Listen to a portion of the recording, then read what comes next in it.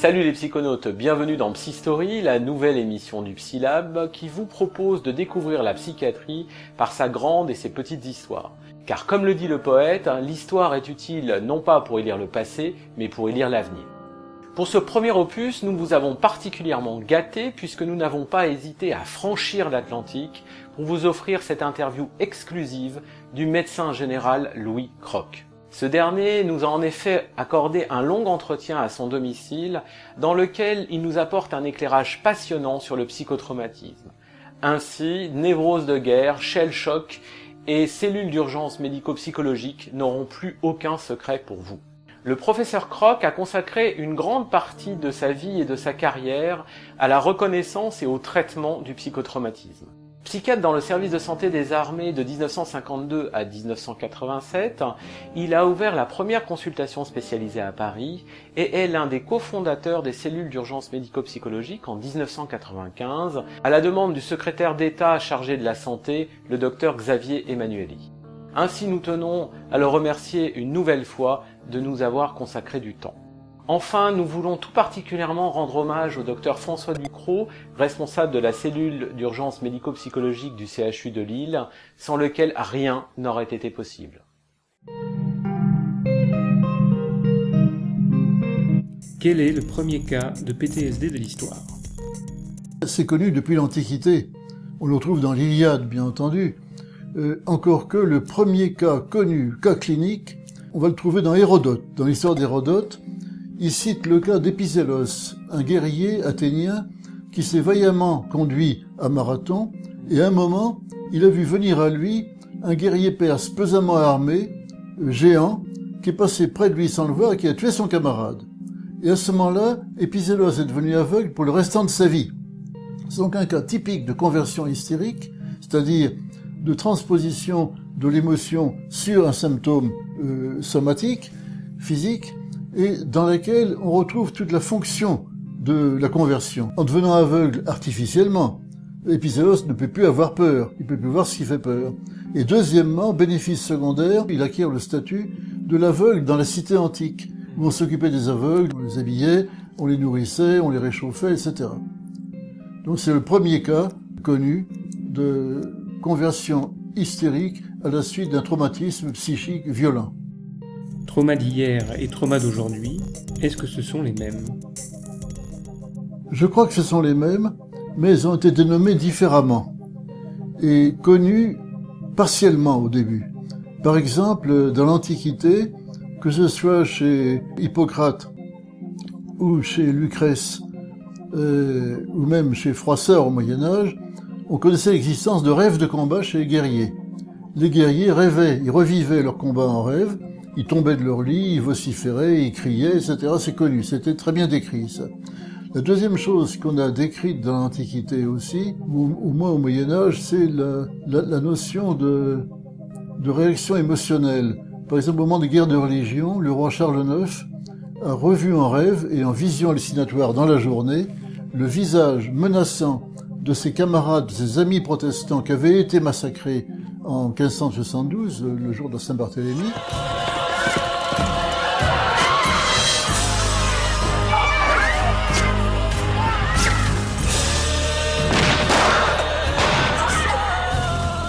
Et qu'il l'invectivait. Et il était tellement ému à ce moment-là que ses cheveux se hérissaient sur sa tête et qu'il montrait à Ambroise Paré ses cheveux hérissés. Horresco référence de Virgile. Ensuite, il y a eu le phénomène du vent du boulet dans l'armée napoléonienne.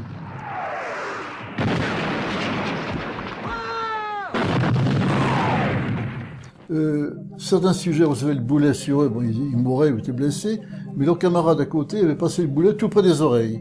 Hein. Il était tout noir à cause de la traînée de poudre, et il était stupéfait. Et dans le témoignage du baron Marbeau, à la bataille d'Eylau, au moment où il se baisse pour ramasser prendre l'aile du 14e de ligne pour le sauver, le 14e de ligne est encerclé par les Russes, et lui est à cheval, et va donc sauver l'enseigne et le ramener à Napoléon, eh bien un boulet lui arrache sa coiffe. It always comes down to a bit of luck in the end. Il raconte ses souvenirs. je ne pouvais pas bouger un doigt, je comprenais, j'entendais, je voyais, mais j'étais comme paralysé, je ne pouvais pas bouger un seul de mes doigts. Au moment des accidents de chemin de fer, dans les années 1880, Oppenheim avait décrit ce qu'il a appelé la névrose traumatique. C'est lui qui a créé le terme de névrose traumatique, au sens de psychotraumatique. Et les sujets ont donc des hallucinations, des cauchemars d'accidents, par exemple, et ils ont la phobie du chemin de fer, que Oppenheim appelait la sidérodromophobie. Le sidéro, le fer, dromo, le voyage, la phobie. Alors c'est là que Freud et Janet d'abord et Freud ensuite, ont critiqué cette notion de névrose traumatique pour en approfondir le sens. Et Janet disait qu'il y a dissociation de la personnalité, en sens que la partie du psychisme qui est liée, attachée au souvenir sensoriel brut de l'événement, les images, les sons, les sursauts, fait bande à part d'un coin de la conscience et provoque des sursauts, des rêves, des cauchemars, etc., sans arrêt. Tandis que le reste de la conscience fonctionne de manière circonstanciée, adaptée. Et Freud a repris la même théorie en disant que le trauma fait comme un corps étranger, mais il a dit par rapport à Janet qu'on pouvait guérir les sujets en leur faisant revivre sous abréaction l'événement qui avait provoqué, l'événement qui avait inauguré leur pathologie. And how is your little Russian patient? As I told you, after the initial abreaction, there was the most dramatic improvement. Et donc, à ce moment-là, fallait revivre, et l'abréaction sous hypnose, ou sous procédé presque hypnotique, faisait revivre l'événement et demander au sujet de verbaliser, de faire des associations d'idées sur cet événement, pour qu'il ne demeure plus un corps étranger, mais qu'il puisse avoir un sens et pouvoir être relié entre un avant et un après. C'est la méthode cathartique, d'après le terme d'Aristote, et c'est très important. Faire revivre ne sert à rien, il faut que le sujet, à l'occasion de la reviviscence, puisse verbaliser, non pas raconter, mais verbaliser ce qu'il ressent, et il découvre à ce moment le sens de son trauma, sens profond par rapport à lui. Yes? Can you hear them? You see them? All right. Where are they taking you now? Mm-hmm. Why are you fearful now?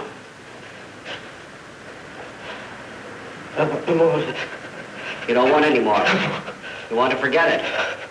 But you're going to remember it because it's gone now. It's gone. You're back here now.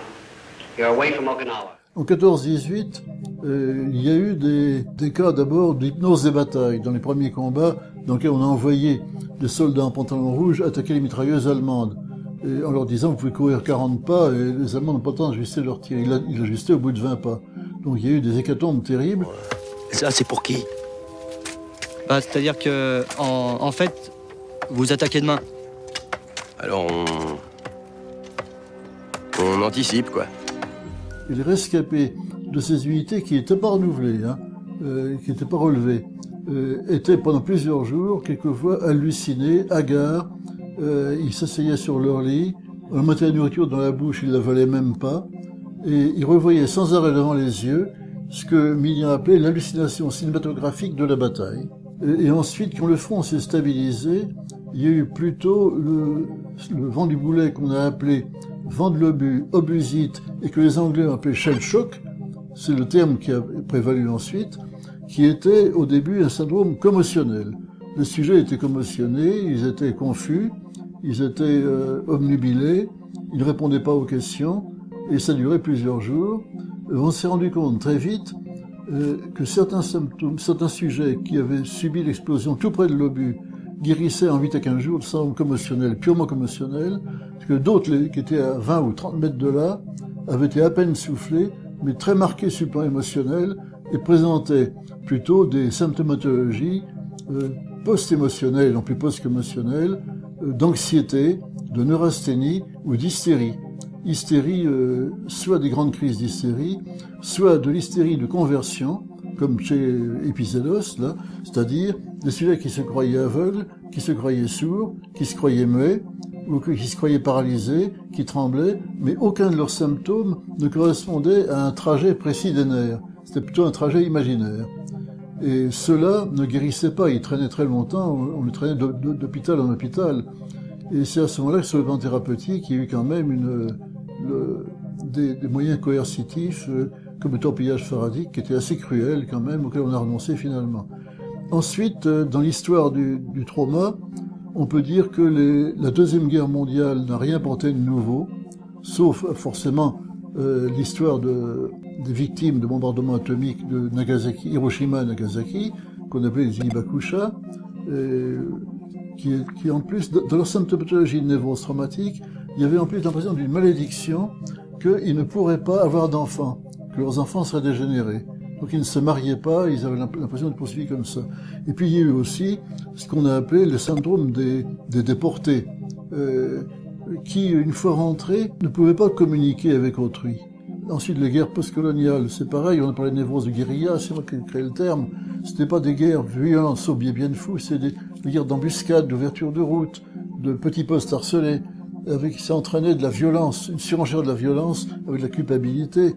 Et ça a servi aussi bien en Indochine que pour les Anglais avec les Mobos au Kenya et les Américains avec les guerres du Vietnam, c'était pareil. Et à ce sujet-là, Chaim Chatan a réinventé la névrose traumatique en l'appelant post-Vietnam syndrome. Voilà.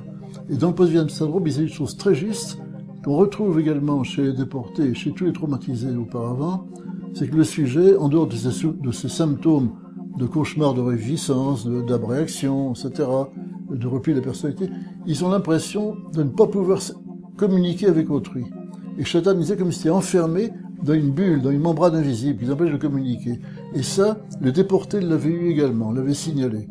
Et actuellement, quand on interroge bien les sujets traumatisés, ils vous disent, oui, j'ai des cauchemars, j'ai des sursauts, etc., mais en plus, personne ne me comprend et moi je comprends pas les autres. J'ai l'impression d'avoir changé. C'est très important, cela. Derrière ce plan des symptômes, il y a le plan d'une modification des personnalités, sur lequel avait beaucoup insisté Freud, Janet, et un élève de Freud, il s'appelle Ernst Simmel, en 1918.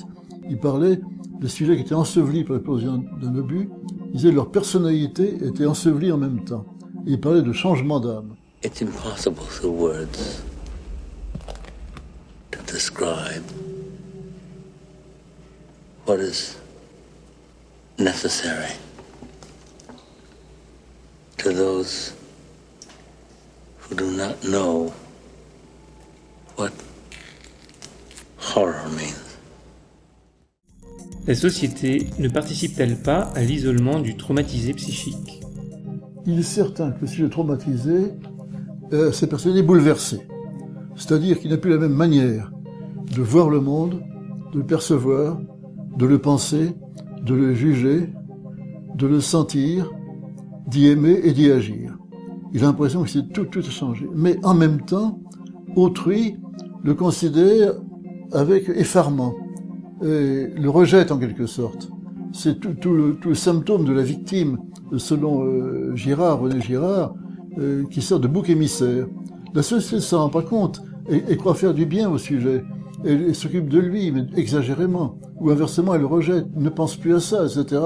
Et donc je crois que le statut de victime traumatisée, dépend du sujet lui-même, bien sûr, de son expérience. Et on a parlé de la personnalité prédisposée, mais c'est pas sûr du tout, ça. Hein. Mais dépend surtout de son entourage social qui le maintient dans cet état de dépendance et de rejet, en quelque sorte.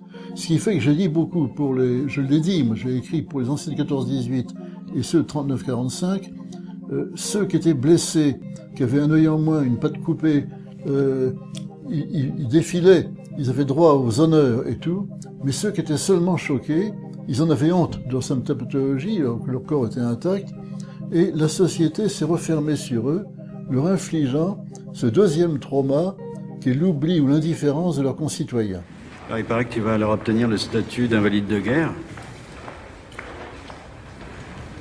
Un bras coupé, une jambe en moins, une gueule cassée, c'est vrai que ça vaut de l'argent, mais franchement, les cauchemars...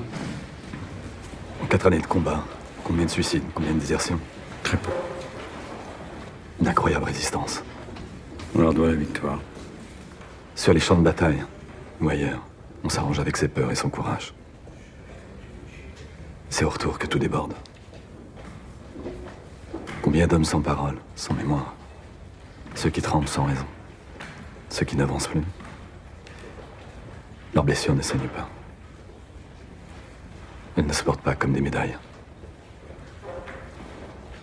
Souvent, elles fondent.